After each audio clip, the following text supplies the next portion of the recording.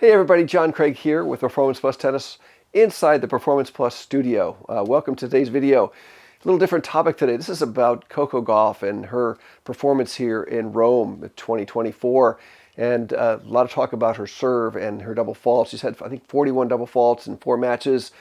Today she played the quarterfinals and did quite well. She only had 6 double faults, and I think she had it's about a 67% first serve percentage in, slowing down her serve, getting more first serves in. But overall, her serve is definitely a topic of discussion. And what I find so fascinating is that, the pros and these coaches, they never tell the public what they're doing.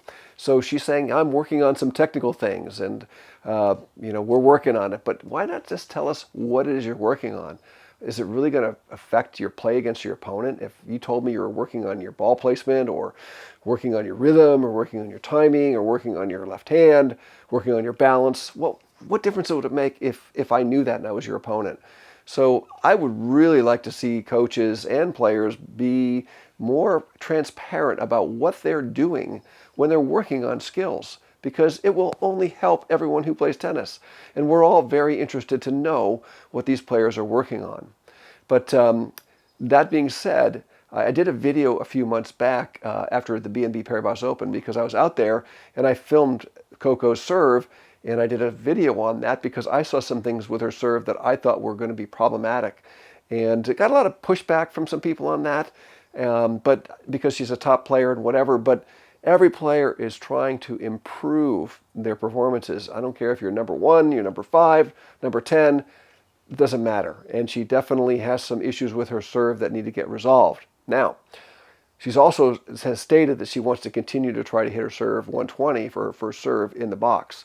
And I guess you have to ask the question, is that really necessary? Should she be more strategic and tactical with her serve, like a great pitcher who's always mixing things up and changing? If she just goes big all the time, her percentage is going to get low. And I think that most WTA players are actually pretty good returners of the serve. The reason being is they practice against guys all the time who hit their serves into the 130s. So, the girls on the WTA tour tend to have pretty solid returns against their opponents. So does she really need to bang that 120? Is it really going to make a big difference? Or should she be working on mixing up her spins and her placements from a tactical standpoint? But once again, I would love to know what she's working on from a technical standpoint. We know she has worked with Andy Roddick in the latter part of last year and made some adjustments. What were those adjustments? How have they worked out? What's happening with that? So I would like to see her really get her serve cleaned up. Today, like I said, she served in semifinals and had a 67% first serve percentage. Cleaned up pretty well in that match. Also won, I think, 80% of the first serve she got in. So I think maybe that statistic is also telling that she doesn't have to hit her very best serve every single time she hits a first serve. And I personally tell my students that all the time. What is the definition of a first serve? Is it the very best serve you can come up with, or is it your first attempt in a point and you can hit any serve you want? And so I think that Coco has some issues with her serve technically that need to be, refined a little bit, but I think that she also needs to adjust how she approaches her serving from a tactical standpoint. And I think that'll really help her get over the hump. It'll be very interesting to see how she does in the semifinals against Swiatek, because if she throws in a bunch of double faults, I think her chances of winning are very, very low. So we'll see how that goes. And I would love to hear back from some of the coaches what they think that she's working on technically.